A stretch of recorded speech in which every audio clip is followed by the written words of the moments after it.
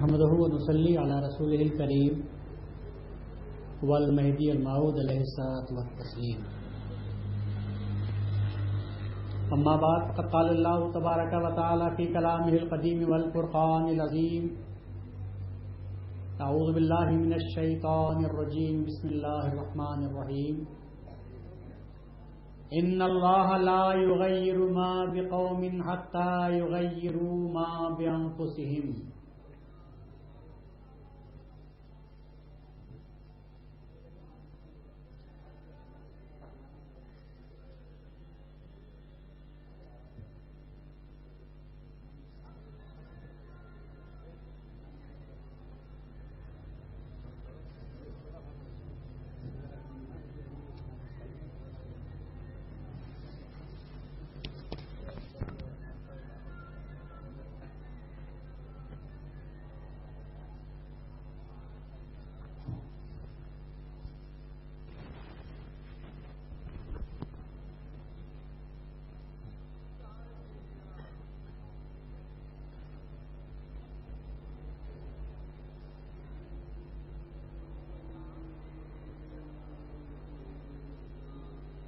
مشائخین کرام،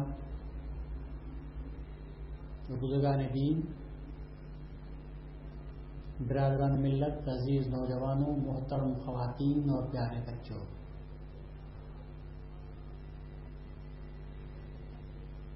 گزشتہ 12 دنوں سے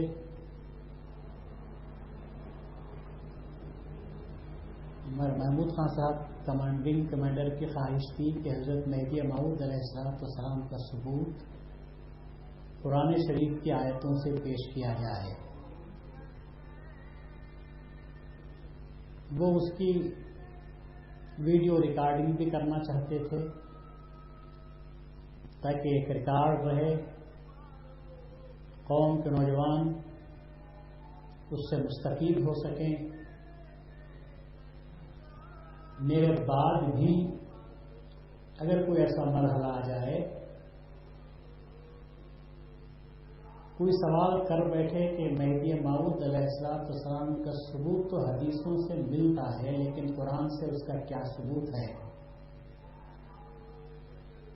تو گزشتہ 12 دنوں سے یہی کوشش رہی کہ قرآن شریف کی آیتوں سے مہدی موعود علیہ السلام کا ثبوت پیش کیا جائے.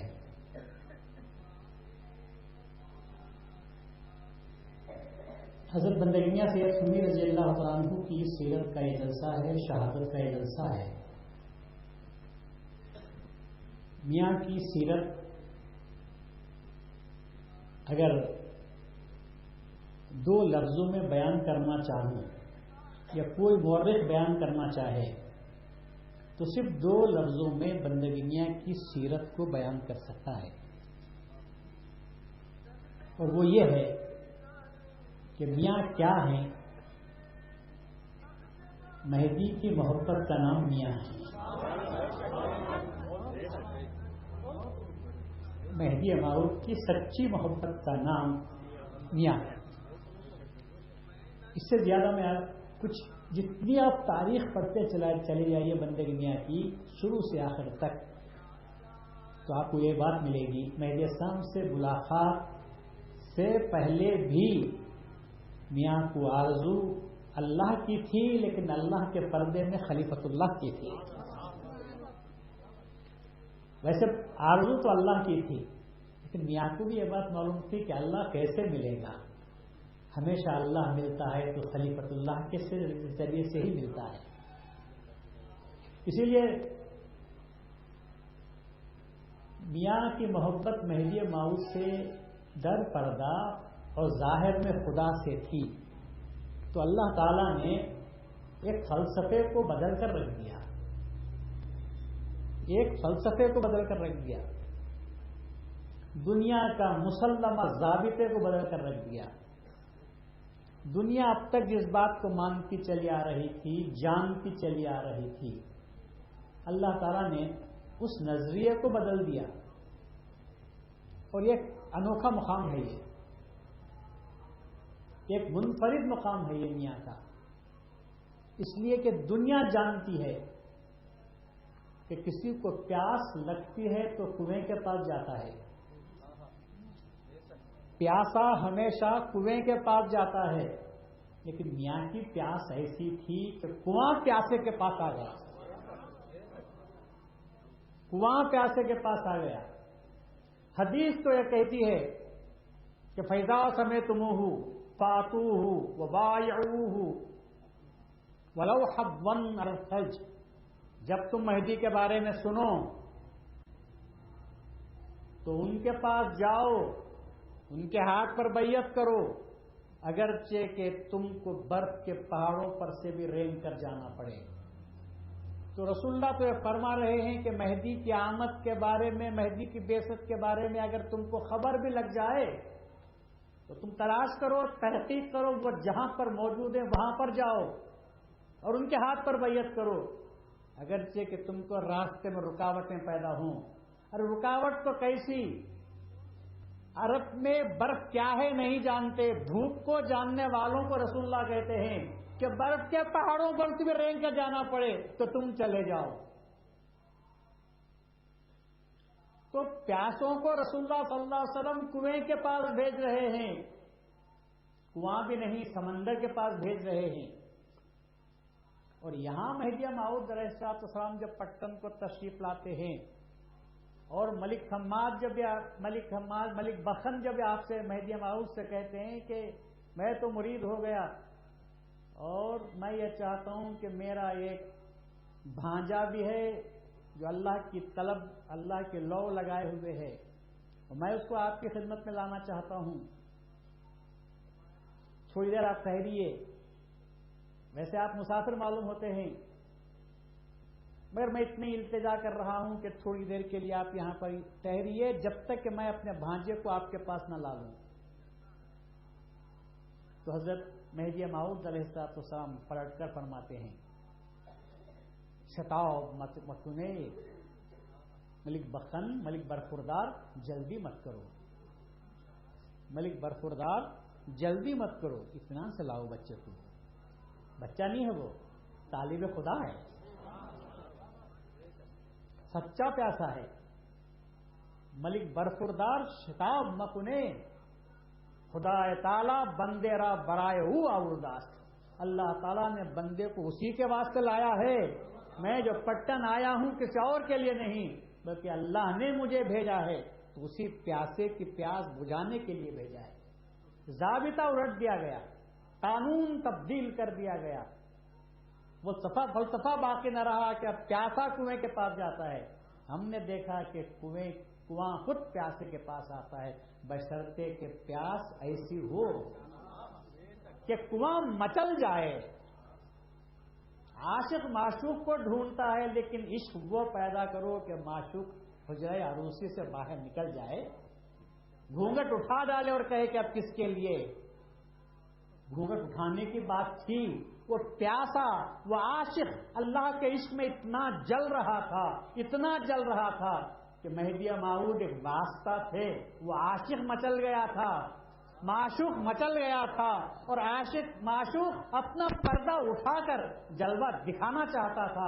اور یہی وجہ تھی کہ جب میاں کی نظر, مہدی کی نظر میاں پر پڑی تو میاں نے کہا, پھوٹ پڑے بندے کی آنکھیں, جو میں نے مہدی کو دیکھا میں نے اپنے خدا کو دیکھا ہے, میرا جو معشوق تھا میں اس کو دیکھ رہا ہوں. اور میاں مہدی موعود نے پلٹ کر جواب دیا تھا, جو خدا ہو سو خدا کو دیکھے. نہ یہ عاشق ہے نہ معشوق ہے, بات عشق کی چل رہی ہے. ادھر بھی عشق ہے, ادھر بھی عشق پیدا ہو چکا ہے. اور کیوں نہ ہو, اس قوم کی خصوصیت یہی ہے, میں ایک قوم کے ساتھ آنے والا ہوں. یہ وہ قوم ہے جس سے میں محبت کروں گا اور وہ قوم پلٹ کر مجھ سے محبت کرے گی. ہماری قوم محبت والی قوم ہے, اور آج بھی اس قوم میں محبت کے نظارے آپ دیکھتے ہوں گے. ہماری قوم ہر ایک سے محبت کرتی ہے, ہماری قوم میں نفرت نہیں ہے, ہماری قوم قانون کے پابند ہے, ہماری قوم میں بغاوت نہیں, ہماری قوم میں حکومت سے بغاوت کرنا ہماری قوم نے نہیں سیکھا. جہاں بھی رہے وفادار بن کر رہے, اس لیے کہ خدا نے وفاداری سکھا کر بھیجی ہے. ہم کو خدا نے وفاداری سکھائی ہے. گورنمنٹ میں رہیں گے تو حکم وفادار رہیں گے، اور کسی کی دکان پر نوکر رہیں گے تو وہاں بھی وفاداری کریں گے. ہم ان لوگوں میں سے نہیں ہیں. کسی محکمے میں رہیں گے وہاں بھی وفاداری کریں گے. ارے ٹیپو سلطان کے پاس تھے تو ہم نے وفاداری کی، ہم نے وفاداری کی. حیدر علی کو اس وقت تک نیند نہیں آتی تھی جب تک کہ مہدوی پہرے دار اس کے گھر کے اطراف پھرتے نہ تھے، اس وقت تک اس کو نیند نہیں آتی تھی. وہ کہتا تھا یہ قوم وفادار ہے، اس کے ہوتے ہوئے میں آرام سے سو سکتا ہوں، اور دوسروں کو رکھوں گا تو میری نیند حرام ہو جائے گی. دوسرے غدار ہوتے ہیں، مہدوی وفادار ہوا کرتا ہے، اس لیے کہ وہ اللہ کا وفادار ہے، اس لیے کہ وہ رسول کا وفادار ہے، اس لیے کہ وہ مہدی کا وفادار ہے، اس لیے کہ وہ احکام کا وفادار ہے، اس لیے کہ وہ قرآن کا وفادار ہے. اس لیے وفاداری ہمارے خون میں آ چکی ہے، رس بس گئی ہے. کوٹ کوٹ کر ہمارے پاس وفاداری بھری ہوئی ہے. ہم نے غداری کبھی نہیں سیکھی.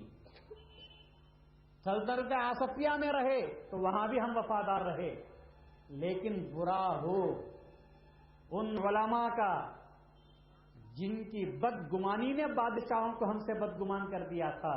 لیکن وہی وفاداری جو بادشاہ سے کی جا رہی تھی دشمن کے مقابلے میں، وہی وفاداری آتی ہے جب ہم کو بدگمانی کی نظر سے دیکھا جاتا ہے تو ہم کہتے ہیں ہم ہر چیز کو تج سکتے ہیں، مہدی سے وفاداری کو ہم تج نہیں سکتے.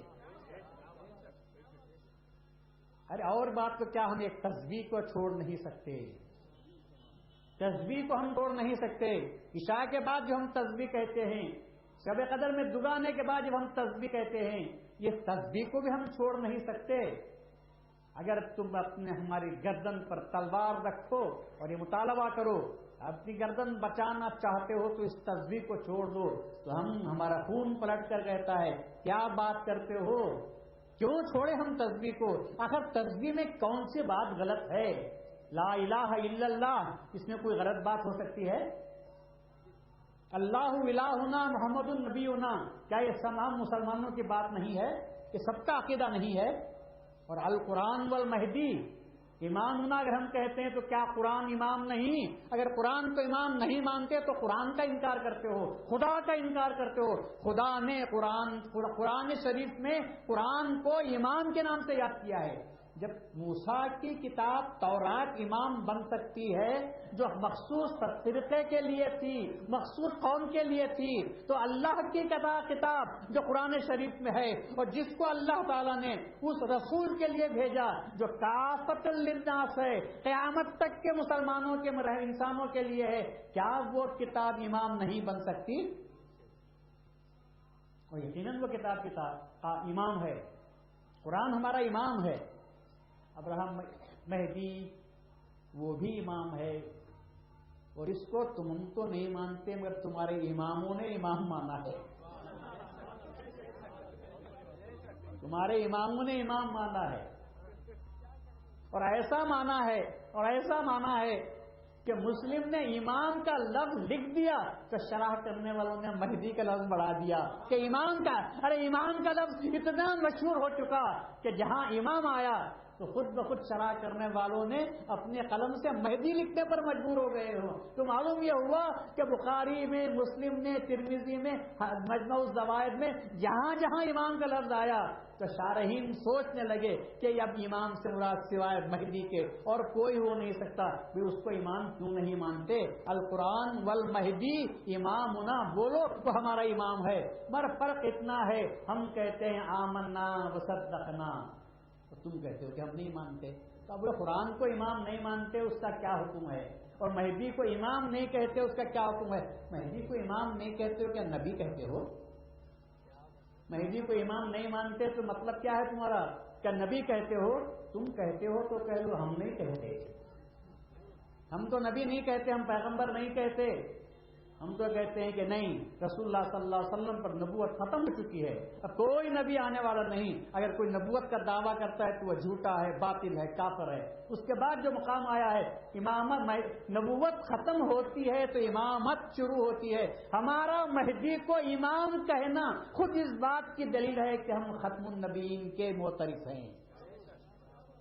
ہم رسول اللہ صلی اللہ علیہ وسلم پر نبوت ختم ہو گئی، اس کے ہم اعتقاد رکھتے ہیں، دلیل ہم سے مت پوچھو، اس لیے کہ مہدی کو جب ہم امام مانتے ہیں، امامت کا تصور کب سے شروع ہوتا ہے؟ نبوت کے بعد امامت کا سلسلہ شروع ہوتا ہے، نبوت کے بعد خلافت کا سلسلہ شروع ہوتا ہے، اور ہم رسول کی خلافت کی بات نہیں کرتے، اللہ کی خلافت کی بات کرتے ہیں، اور یہ امامت شروع ہوتی ہے نبوت کے خاتمے کے بعد، تو ہم اس کے وفادار ہیں، اور اگر تم کو اس سے غداری کرنی ہے تو تم کر سکتے ہو، مگر ہم کبھی غداری نہیں کرتے۔ تو ہم نے ہمیشہ وفاداری کا ثبوت پیش کیا ہے، مسلمان مہدوی ہمیشہ وفادار رہتا ہے، کبھی بھی کسی بھی حکومت میں ہم نے غداری نہیں سیکھی، کسی بھی حکومت کی ہم نے غداری نہیں کی، مسلمانوں کے حکومت میں رہے جب بھی ہم نے وفاداری کی، ہندوؤں کی حکومت میں بھی رہے جب بھی ہم نے وفاداری کی۔ کس اعتبار سے؟ ظاہری اعتبار سے، دل کے اور اعتقاد کے اعتبار سے جو ہمارا اعتقاد ہے وہ تو اپنا اعتقاد تھا، جب تک غیر ہمارے اعتقاد کو نہیں چھیڑتا وہ یقیناً ہم اس سے وفادار رہتے ہیں، اور جب وہ اعتقاد پر حملہ کرتا ہے تو پھر ہم بھر جاتے ہیں اور یہ کہتے ہیں ارے وفاداری تمہاری اس وقت تک جب تک کہ اللہ تعالیٰ کی وفاداری متاثر نہ ہو، لیکن اللہ اس کے رسول کی وفاداری متاثر کرنے والی چیز اگر تم پیش کرتے ہو تو ہم دھتکار دیں گے، اپنی جان کی پرواہ نہیں کریں گے، اللہ سے وفاداری کے بندھن کو ہم توڑ نہیں سکتے، کیونکہ ہم نے بہت پہلے وعدہ کیا ہے۔ اللہ نے ہم سے پوچھا تھا الست بربکم، کیا میں تمہارا پروردگار نہیں ہوں؟ تو ہم نے اس وقت کہا تھا جبکہ ہم کو یاد بھی نہیں، اس وقت میں ہم نے وعدہ کیا تھا اور کہا تھا قالو بلا، کیوں نہیں، تو ہم وہ وفادار ہیں جبکہ ہم یاد بھی نہیں، پھر اللہ نے یاد دلانے کے لیے پیغمبروں کو بھیجا، قرآن کو بھیجا، اس کے ذریعے سے عہد و میثاق کو یاد دلایا، تو ہم اس کے پابند ہیں، ہزاروں برس کیے ہوئے وعدے کی ہم پابندی کرتے ہیں، تو کیا مہدی موعود علیہ السلام کے ساتھ وعدے کیے ہوئے کو ہم پابندی نہیں کریں گے؟ اللہ نے وہی وعدہ لیا تھا، میں تمہارا پروردگار ہوں کہ معنی کیا ہیں؟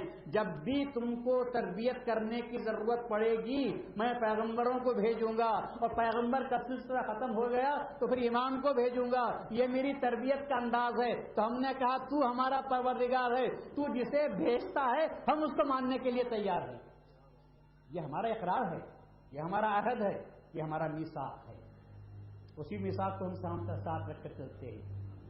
تو مہدوی کبھی غدار نہیں ہوتا، مگر کبھی حالات ایسے پیدا ہو جاتے ہیں یا ہوتے جا رہے ہیں یا پیدا کیے جا رہے ہیں کہ آج مہدویوں کو مہدویت سے غداری تو نہیں کہتا، لیکن اتنا تو کہتا ہوں کہ گرفت میں کچھ ڈھیل پیدا ہوتی جا رہی ہے، قلادہ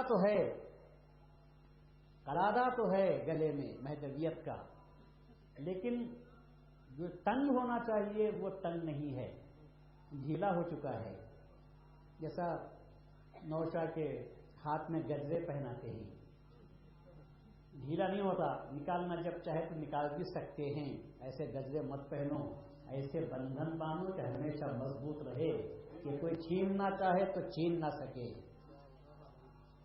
دولہا بن کر گجرے مت پہنو، سپاہی بننا چاہیے، اور وہ بیلٹ باندھنی چاہیے کہ جو ہم کو طاقت بخشنے والی چیز ہوتی ہے، وہ تسمہ ہمارے پاس ہونا چاہیے، اعتقاد نکال پھینکنے کی چیز نہیں، اور جب چاہے پہن لیا اور جب چاہے نکال دیا اس کو اعتقاد کے نام سے یاد نہیں کرتے، اعتقاد تسمے کی طرح ہوتا ہے کہ جس مضبوطی کے ساتھ جسم کو چپٹے ہوئے رہتا ہے اس کو اعتقاد کے نام سے یاد کرتے ہیں، اور ہمارا عقیدہ تاریخ گواہ ہے، بلکہ اورنگزیب نے تو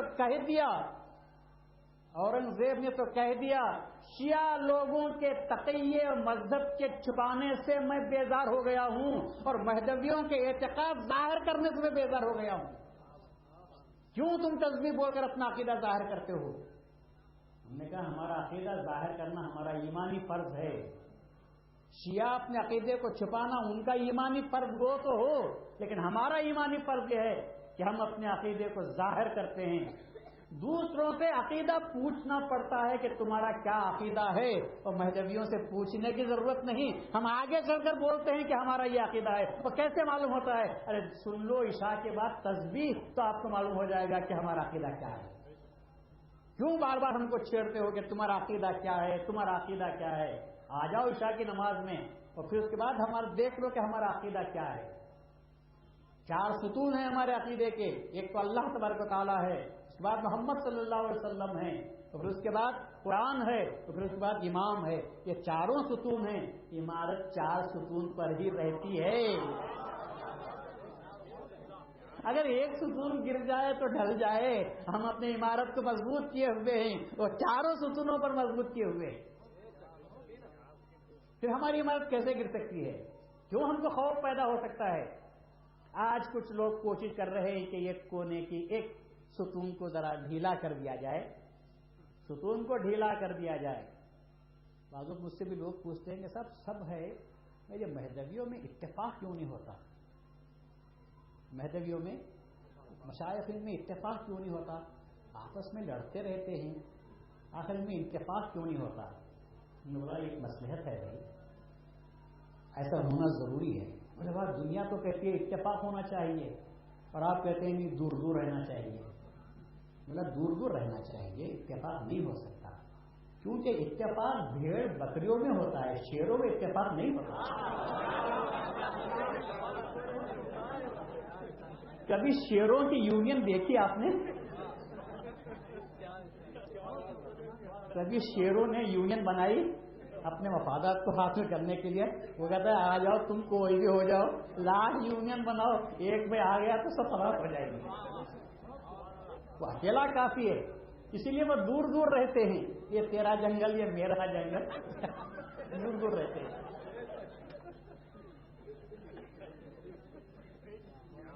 تو اس لیے ہمارے پاس اتفاق نہیں ہوتا بھائی. اور دوسری بات یہ ہے کہ آپ جس ڈیرے میں بیٹھے ہوئے ہیں, جو ایک ایک ستون کتنے فاصلے پر رکھا ہوا ہے, اگر سب کو ایک کر دیں گے تو ڈیرا بیٹھ جائے گا.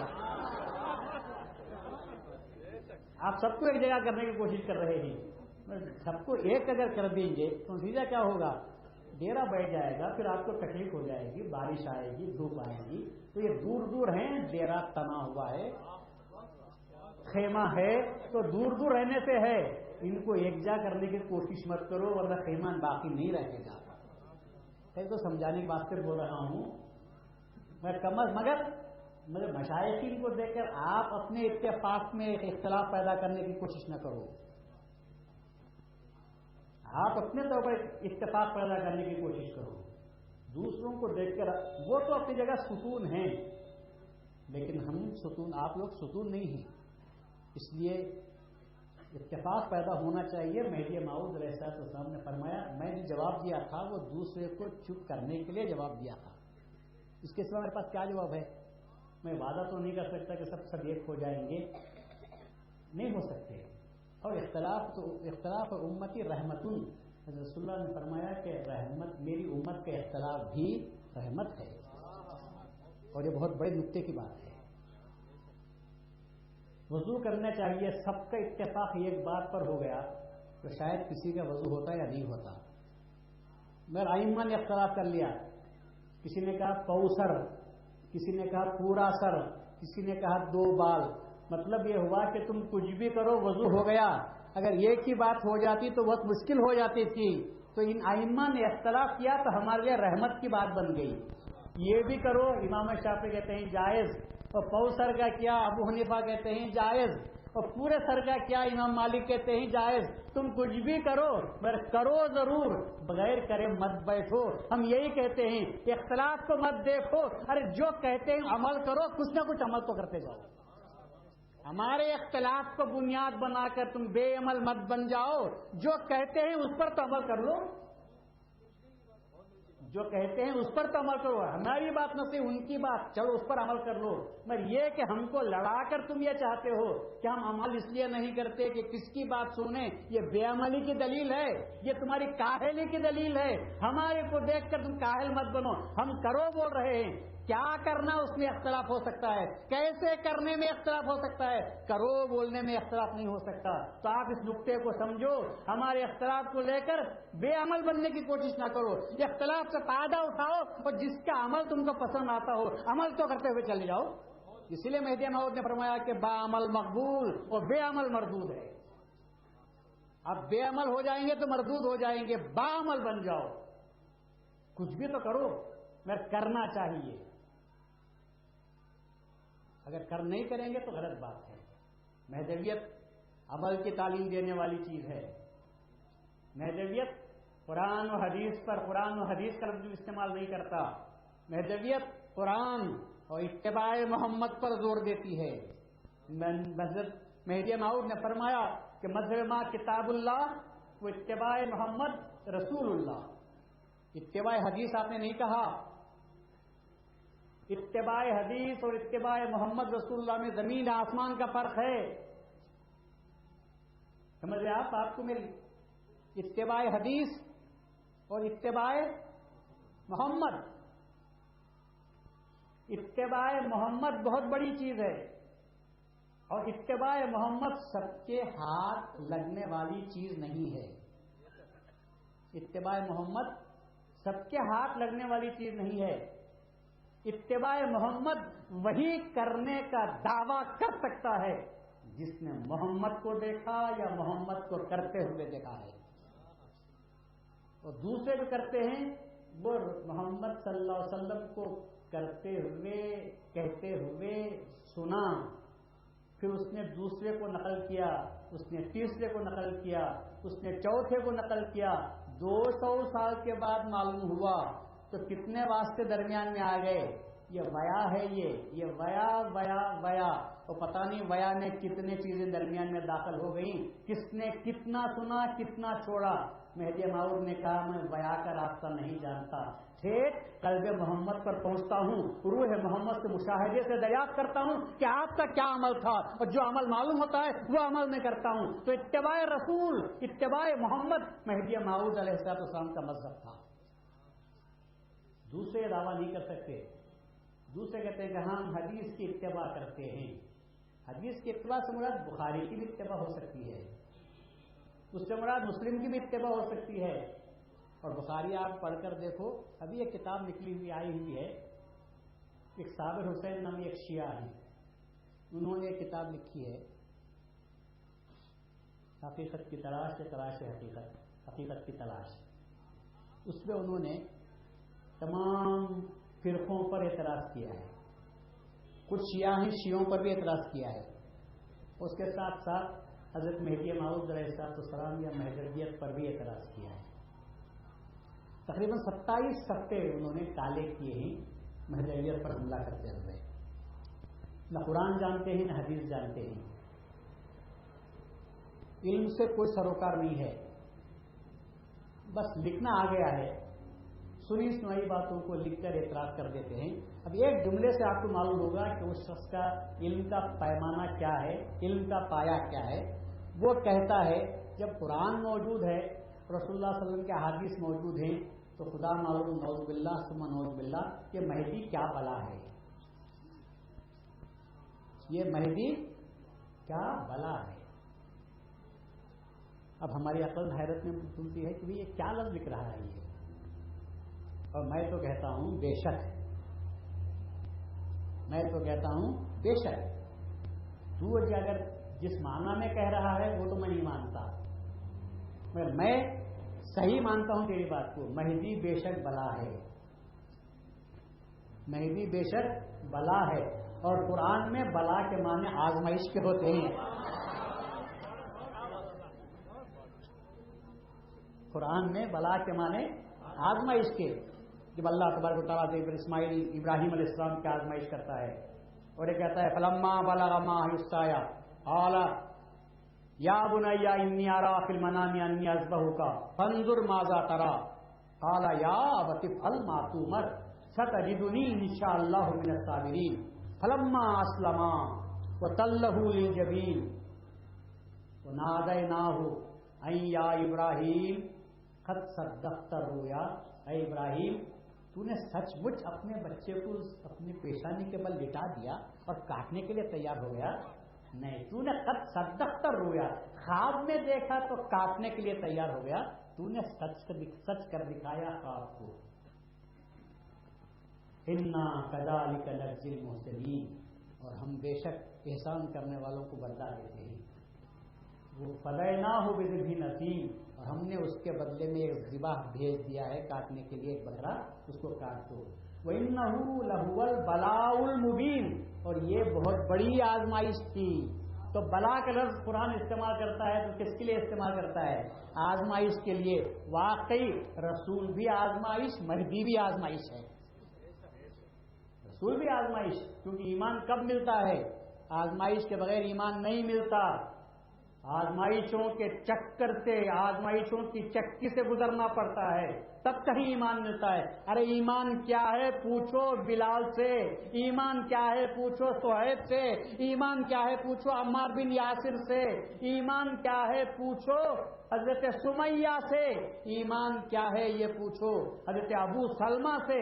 ان سے پوچھو تو کہیں گے کہ ایمان کیا ہے. راستے میں بکنے والی چیز نہیں، ہر زیادہ قیمت دے کے بھی ملنے والی چیز نہیں. ارے سر دھڑ کی بازی لگاتے ہیں پھر بھی مل جائے تو سمجھتے ہیں کہ سستا مل گیا، اس کو ایمان کے نام سے یاد کرتے ہیں. ایمان کیا ہے پوچھو سامنے مہدی سے، ایمان کیا ہے پوچھو بندگنیا سے، شاہ نعمت سے، شاہ نظام سے، شاہ دلاور سے، ملک معروف سے، ملک گوہر سے. یہ بتائیں گے کہ ایمان کس کو کہتے ہیں. ایمان کیا ہے پوچھو، ان بڑوں کی بات نہیں کرتا. ایمان کیا ہے پوچھو رنگریز بچوں سے پوچھو، رنگریز بچوں سے پوچھ لو، جا کر معصوم بچوں سے پوچھو. وہ کہیں گے کہ ہاں ایمان یہ ہے، ایمان یہ ہے کہ جب کسی نے کہا خبردار اپنے آپ کو کوئی مہدوی نہ کہے ورنہ بادشاہ کا حکم ہے کہ اس کو گلا کاٹ دیا جائے. تو دونوں بچوں نے آپس میں باتیں کر لی، کیا کہتے ہو؟ اس نے کہا کہ دیر کس بات کی ہے.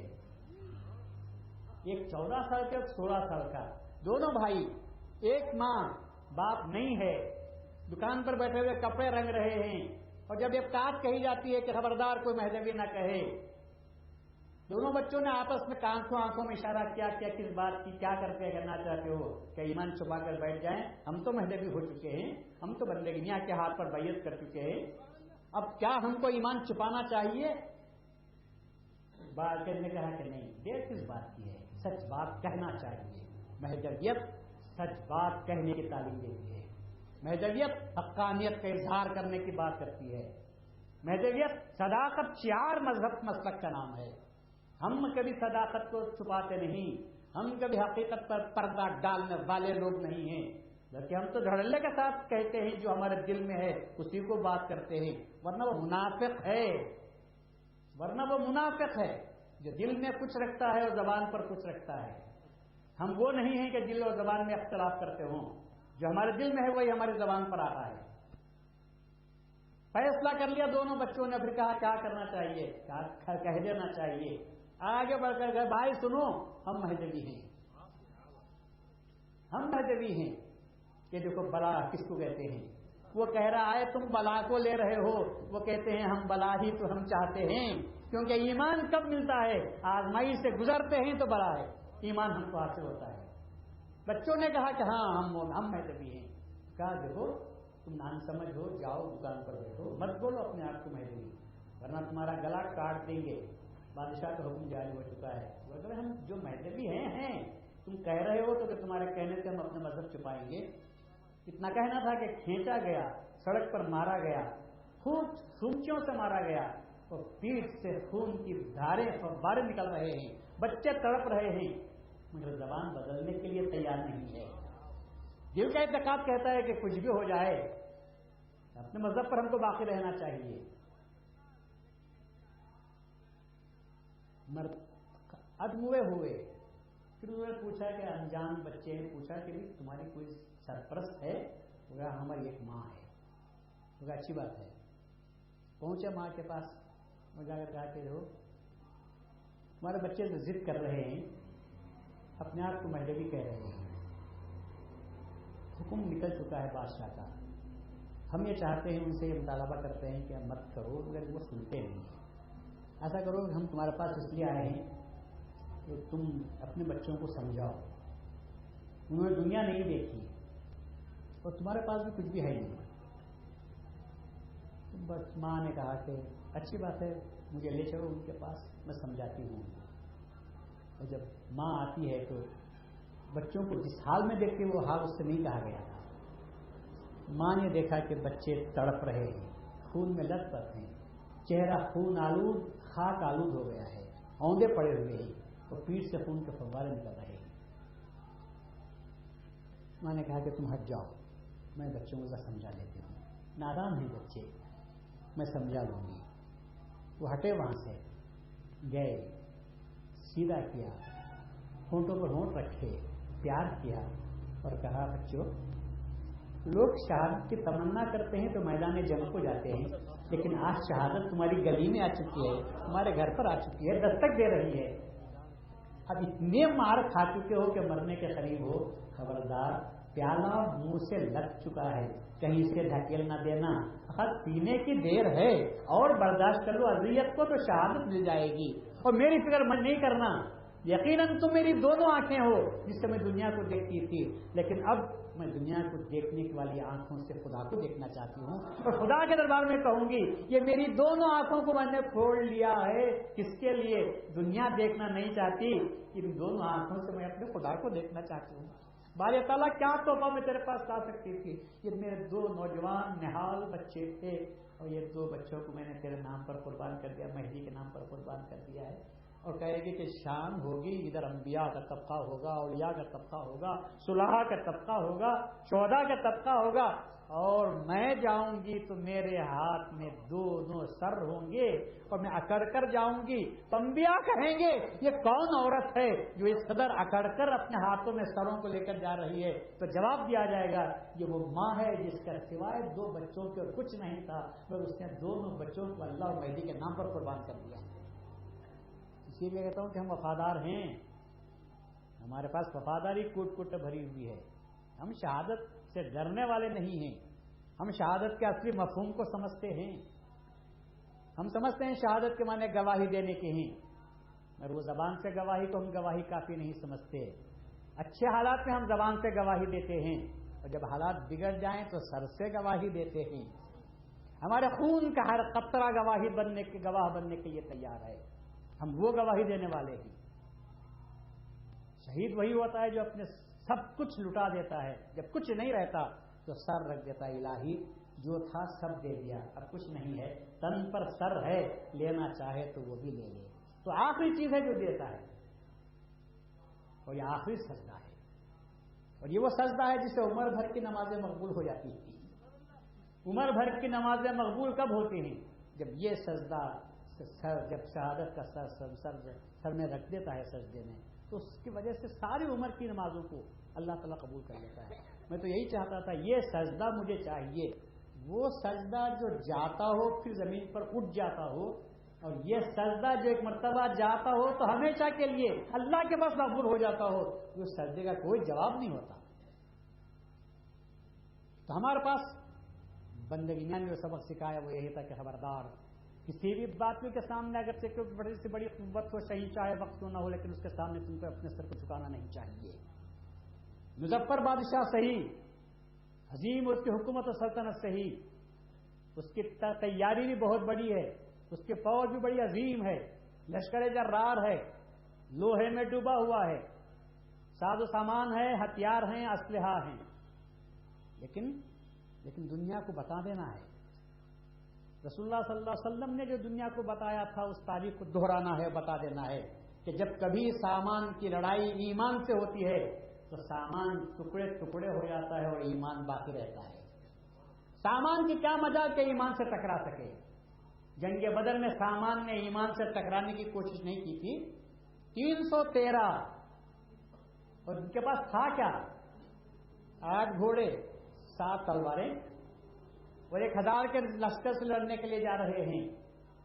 جنگ بدر نے ثابت کر دیا، اللہ نے ثابت کر دیا، کہ اللہ کہتا ہے کہ میں مدد کرنے کے لیے تیار ہوں، بشرطے کہ تم ایمان لے کر آؤ، ایماندار بن کر میدان میں آؤ، پھر دیکھو سامان کیسے پاش پاش ہوتا ہے۔ 70 ان کے کافر مارے جائیں گے، قریش کے جگر دل سب کے سب ٹکڑے ہو جائیں گے، ان کے اعضائے رئیسہ ختم ہو جائیں گے، اور تمہارے فقراء بچیں گے، تم ان کو قید بھی کرو گے، وہ ذلیل ہوں گے، رسوا ہوں گے، اور تم شاد و کامیاب ہوں گے۔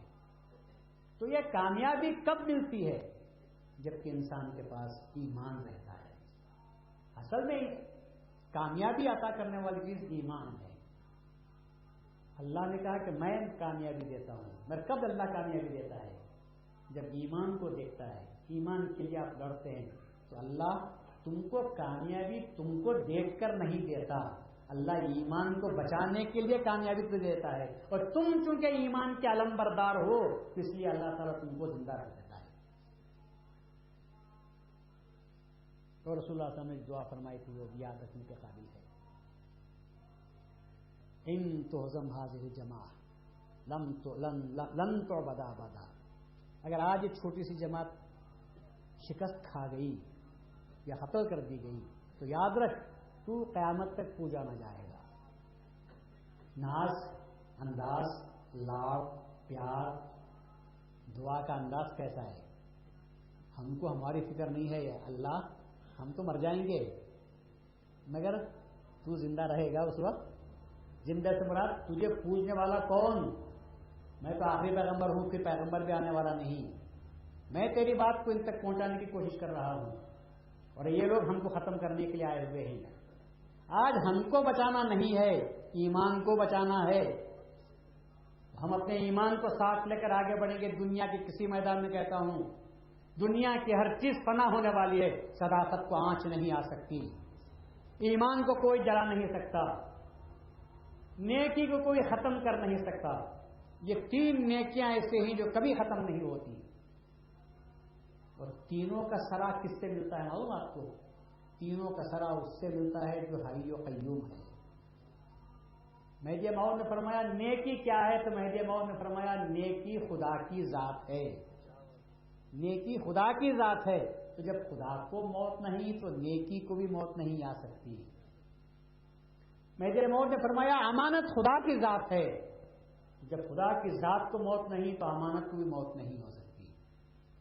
مہدی موعود نے فرمایا کہ کونوا مع الصادقین، سچوں کے ساتھ ہو جاؤ، کیونکہ اللہ کہتا ہے ومن اصدق من اللہ، اللہ سے بڑھ کر سچا کون ہے؟ اللہ سے بڑھ کر سچا کون ہے؟ تو معلوم ہوا سچ کیا ہے؟ خدا کی ذات ہے، اور اگر ہم خدا کی سچائی کو اختیار کر لیں تو ایسا خدا کو موت نہیں، صداقت کو بھی موت نہیں آ سکتی، بشرطے کہ ہم زندگی کے میں راستوں میں صداقت کو لے کر چلیں۔ کبھی بھی صداقت سے منہ مت پھیرو، مشکل سے مشکل مرحلے میں بھی اگر انسان سچی بات بولتا ہے، ہو سکتا ہے کہ اس وقت اس کو تکلیف ہو جائے، لیکن آئندہ زندگی میں اس کو نہ صرف اس کا بدلہ ملے گا بلکہ کئی گنا زیادہ بدلہ ملتا ہے۔ اور جھوٹ بولنے کا نتیجہ سوائے رسوائی کے، بدنامی کے، ذلت کے، خواری کے اور کچھ نہیں ہوتا، اور آخرت میں جو نقصان ملنے والا ہے بدلہ وہ تو الگ ہے۔ دنیا میں سچائی کے راستے کو اختیار کرنا چاہیے، اور یہی سب سے بڑی سچائی یہی ہے کہ بچوں نے کہا ہم مہذبی ہیں، یہ سچائی ہے۔ سچائی میں لوگ سمجھتے ہیں کہ ہم نے بچوں کو مارا، مگر تاریخ کہتی ہے کہ مارا نہیں، تم نے تو اس صداقت کو لوگوں میں پھیلا دیا۔ جب لوگوں نے سنا کہ ناحق بچوں کو پیٹا گیا ہے، کہ جرم کیا تھا؟ یہی کہ وہ مہذبی تھے، تو کہا کہ کیا ایسا بھی ہو سکتا ہے کہ کسی کو اپنے عقیدے پر جینے کا حق حاصل نہیں؟ آج کیا ہم کو ہندوستان میں اپنے مہذبی بن کر عقیدہ صاف لے کر جینے کا ہم کو حاصل نہیں؟ کیوں ہم اکثریت کے تابع ہو کر رہ جائیں؟ جبکہ قرآن کہتا ہے کہ بہت سی چھوٹی جماعتیں بڑی جماعتوں پر فتح پاتی ہیں اللہ تعالیٰ کی اجازت سے۔ خبردار، اسلام آیا ہی اقلیت تو اکثریت کے بتوں کو توڑنے کے لیے آیا تھا، اور مہذبیت نے بھی ثابت کر دیا کہ ہمیشہ اقلیت اکثریت پر فتح پاتی ہے بشرطے کہ وہ حقانیت کے راستے پر چلے۔ حقانیت کو اختیار کرنا ضروری ہے۔ اقلیت تو اقلیت کے، اکثریت کے بت ہیں، اور بتوں کی طرح یہ بھی بت ہیں، تو کبھی بھی اکثریت سے ڈر کر اپنی زبان کو روکنے کی کوشش نہیں کرنی چاہیے۔ حق بات ہے تو اس کو فوراً کہنا چاہیے، ورنہ رسول اللہ نے اس شخص کو گونگے شیطان کے نام سے یاد کیا ہے جو وقت پر حق بات نہیں کہتا۔ مجھے کیا پڑی ہے؟ یہ ظلم ہے، حق پر ظلم ہے، حقیقت پر ظلم ہے۔ حقیقت کو چھپانا سب سے بڑا ظلم ہے، حقیقت کو آشکار کرنا چاہیے، اور مہذبیت ہم کو یہی سکھاتی ہے۔ میاں کا اسوہ حسنہ ہمارے سامنے یہی ہے کہ حق کو مت چھپاؤ، اور یہی تعلیم میاں نے بچوں کو دی ہوگی، رنگریز بچوں کو، کہ رنگریز بچوں نے بھی کبھی حق کو نہیں چھپایا، اپنے دھڑلے سے اعلان کر دیا کہ ہم مہذبی ہیں۔ اس کے بعد نتیجہ ہوا، ماں چلی گئی، لوگوں نے پوچھا ماں کیا تم نے بچوں کو سمجھا دیا؟ کہا ہاں میں نے اچھی طرح سمجھا دیا ہے، میں نے سب نشیب و فراز سے ان کو آگاہ کر دیا ہے. تو جب ماں چلے گئی تو پھر ماں کہہ کر گئی تھی کہ بچوں میں یہاں سے جاؤں گی تو سیدھے گھر جا کر وضو کروں گی اور مصلی بچھا کر بیٹھے رہوں گی اس انتظار میں کہ تم شہید ہو گئے نام مہدی پر، تو میں سجدہ شکرانہ ادا کروں گی کہ میرے بچے شہید ہو گئے. قوم کی عورتوں کو اس سے سبق حاصل کرنا چاہیے. یہود کہتے ہیں کہ یہودی وہ نہیں جس کا باپ یہودی تھا، یہودی وہ ہے جس کی ماں یہودن ہوتی ہے. یہودیوں میں بھی کراس بریڈنگ ہوتی ہے، اس لیے کہتے ہیں کہ باپ کوئی ہو میں وہ یہودی نہیں بن سکتا. پکا یہودی تو وہ ہوتا ہے جس کی ماں یہودن ہوتی ہے، کیونکہ ماں اپنے بچے کو جو تعلیم دیتی ہے برسوں تک نہیں قیامت تک مرتے دم تک اس کا اثر باقی رہتا ہے. دیکھو ہمارے انگریزوں کی ماں نے جو سبق دیا تھا بچوں کو، کیا سبق پڑھایا ہوگا کہ بچوں نے مرنا پسند کیا اللہ کی راہ میں، مگر حق کو چھوڑنا پسند نہیں کیا. ہماری قوم کی عورتوں کو یہ ذمہ داری ہے کہ وہ اپنے بچوں کی پرورش کرتے ہوں تو اپنے بچوں پر خاص طور پر خیال رکھیں. مذہبی انداز میں خیال رکھنا ہے. جب ان کے باہر کے انتظامات کے سلسلے میں، یونیفارم کے سلسلے میں، ان کو اچھے سے اچھے اسکول میں ایڈمیشن دلانے کے سلسلے میں، ان کو ٹیوشن دلانے کے سلسلے میں کوشش کرتی ہیں، کیا ان کو دینی تعلیم اور تربیت کے سلسلے میں یہی کوشش نہیں کرنی چاہیے؟ کیا ان کو کسی اچھے مرشد سے مرید نہیں کروانا چاہیے؟ کیا ان کو اگر اس سے کام نہ نکلتا ہو تو ایک ٹیوٹر کا انتظام نہیں کرنا چاہیے تاکہ دین کی اچھی باتوں کو سکھا سکے؟ جب معلوم ہو گیا کہ اس اسکول میں پڑھائی تو ہوتی ہے لیکن خاطر خواہ پڑھائی نہیں ہوتی تو ٹیوشن کو مقرر کر دیا جاتا ہے، اور بار بار مجبور کرتے ہیں اس بچے کو کہ جاؤ ٹیوشن کا وقت ہو گیا ہے، جاؤ وہ پڑھ کر آؤ، اس لیے کہ اچھے مارکس تم کو لینا ہوگا. تو جب دنیا سے جاتے ہیں تو یہاں سے بھی اچھے مارکس لے کر جانا ہے، دنیا میں بھی ہم کو اچھی طرح زندگی بسر کرنی ہے. اور دنیا کی اچھی زندگی سے مراد یہ ہے ایمان کو ہٹا دو تو زندگی جانوروں کی ہو کر رہ جاتی ہے. انسانوں کی طرح جیو، مسلمانوں کی طرح جیو. تو مسلمان آزاد نہیں رہتا. مسلمان پہلے اللہ کا غلام پھر آزاد رہتا ہے. پہلے اللہ کے غلام بنو پھر آزاد ہو جاؤ. اللہ مجبور نہیں کرتا تم کو، چھوٹ اللہ دے رہا ہے بہت سی باتوں میں پہلے اللہ کے غلام تو بن جاؤ. اللہ کہتا ہے خواہش پوری کرنا ہو تو نکاح کرو، مجبور نہیں کرتا کہ فلاں سے لڑکی سے کرو، فلاں سے کرو، فلاں سے کرو، یہ مجبور نہیں کرتا. یہ کہتا ہے حرام مت کرو، نکاح کرو، اتنی غلامی اختیار کر لو پھر اس کے بعد تم آزاد ہو. میں کافروں سے مشرکوں سے مت کرو، تمہارا دین خراب کر کے رکھ دیں گے، اس کی محبت میں تم خراب ہو جاؤ گے. اللہ پابندی تھوڑی عائد کرتا ہے، آزادی دیتا ہے تھوڑی، پابندی عائد کرتا ہے. تو اس طرح ہم مسلمان غلام ہیں. ماں باپ کو چاہیے کہ اپنی اولاد کی صحیح تربیت ہو. آج جو ہم کہتے ہیں کہ فلاں ہو رہا ہے، فلاں جگہ پر ایسے ہو رہے ہیں، فلاں جگہ پر آدمی بھٹک رہا ہے، تو یہ بھٹکنے کیوں؟ اگر گھر میں دین کی بات ہوتی ہو تو بچہ کبھی نہیں بھٹکتا. ایسے لوگ میرے پاس آتے مل کر کہتے ہیں کہ صاحب ہم نے بنگلور میں زندگی بسر کی، بچپن سے ہم بنگلور میں رہے، ہمارے ملنے جلنے والے غیر، ہم سے ہمارے لوگوں سے کوئی سازشہ نہیں، کوئی واسطہ نہیں. میری ایک بات ہے حضرت، بولے کیا ہے؟ میں کبھی ان کے پیچھے میں نے نماز نہیں پڑھی، میں نے کبھی ان کے پیچھے نماز نہیں پڑھی. بولے کیوں؟ بولے میری ماں کہتی تھی کہ بابا ان کے پیچھے نماز پڑھنا نہیں ہے. تو ایک ماں کی تعلیم نے اس کو اپنی محدودیت پر باقی رکھا ہے. اور ماں خبر بھی نہیں ماں کو کہ کیا ہو رہا ہے، بچہ کہاں جا رہا ہے. یہ کس کی تعلیم ہے؟ یہ انسانوں کی تعلیم نہیں، یہ حیوانوں کی تعلیم ہے.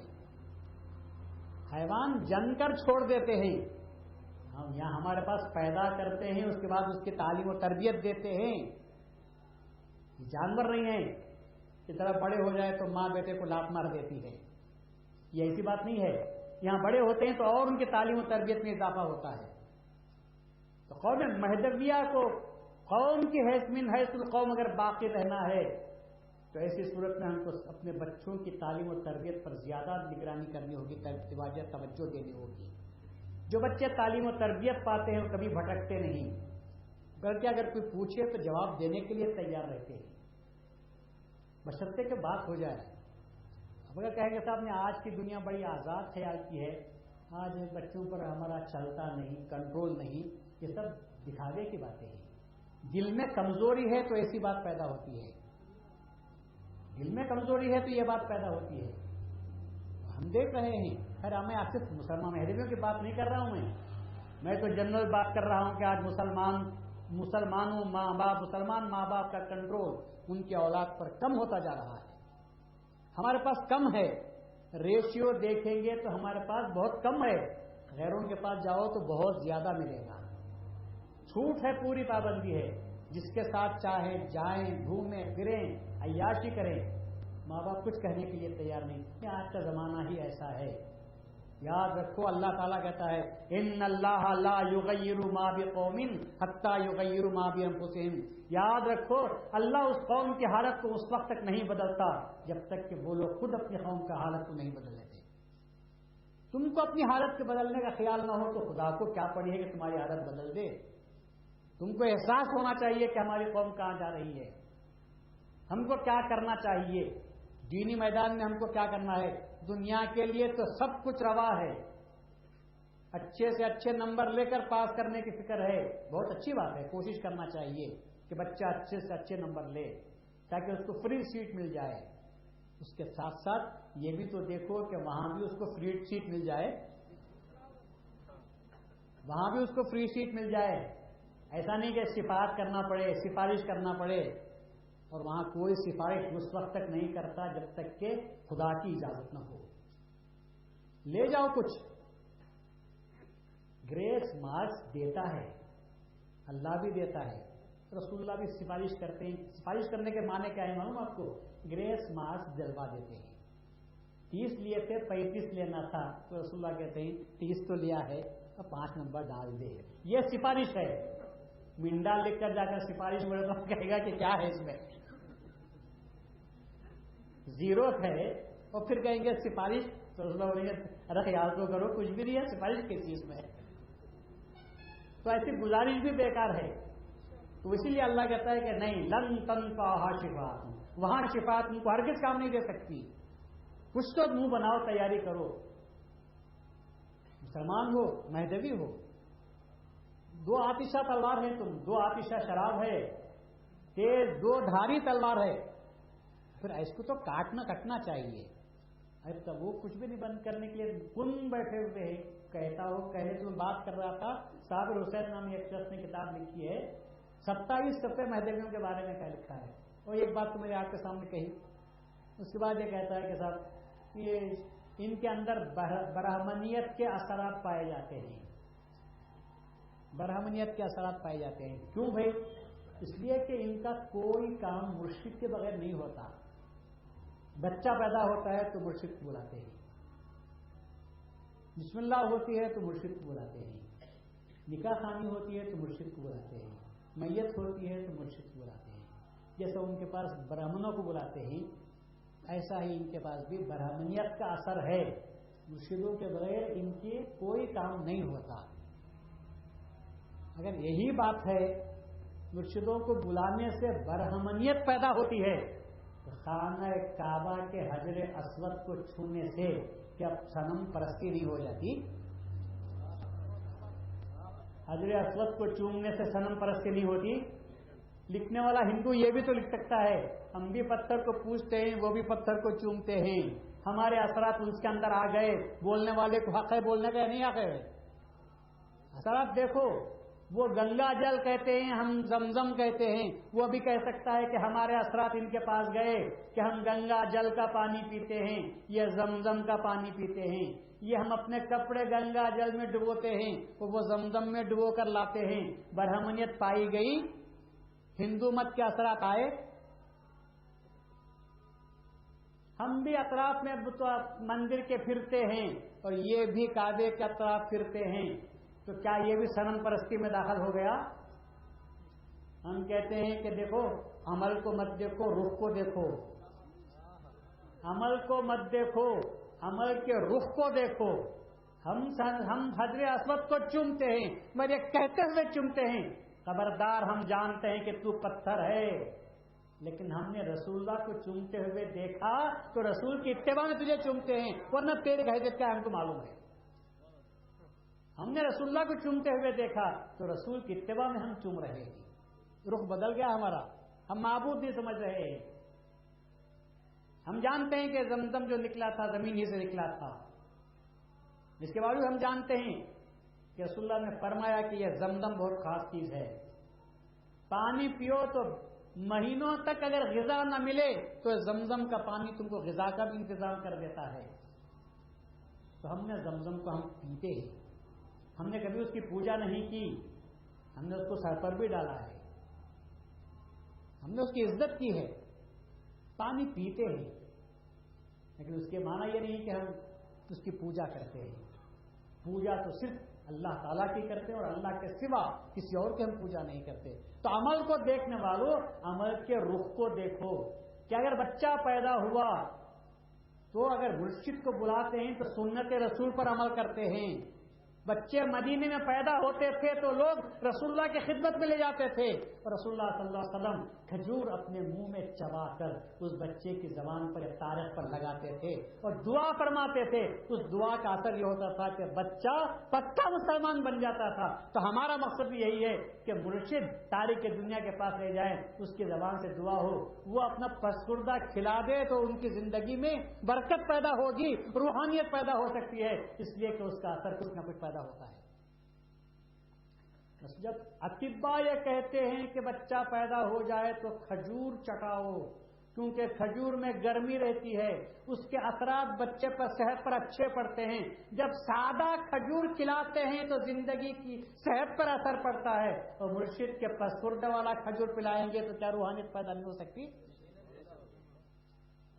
بسم اللہ کوئی بھی پڑھا سکتا ہے، کوئی بھی پڑھا سکتا ہے، لیکن ہم یہ چاہتے ہیں کہ ایک نیک آدمی کی زبان سے اہدنا الصراط المستقیم کی دعا نکلے اور بچہ بھی پڑھے اور مرشد آمین کہیں تو پتہ نہیں کس کی آمین کو اللہ قبول کرتا ہے، تو نیک آدمی کی آمین قبول کر لے تو بچے کو صحیح راستہ مل جائے۔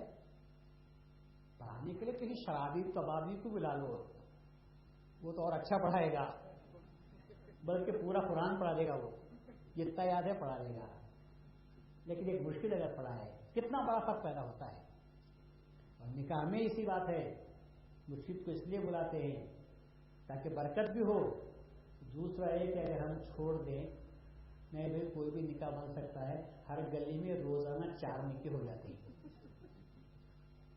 مرشد کو بلانا تو نہیں ہے نا، چل بھائی تو میں راضی، بلا لیں گے ان کو، بھائی نکاح پڑھو، لو 100 روپئے، نکاح ہو جاتا ہے۔ دوسرے طلاق بھی ہو جاتی ہے۔ اب کیا ڈر ہے؟ نہیں، مرشد پڑھنا چاہیے، ہاں نہیں پڑھ سکتا۔ کتنی بندش ہے، کس طرح برائیوں سے سماج بچ رہا ہے، ہمارا سماج بچ رہا ہے۔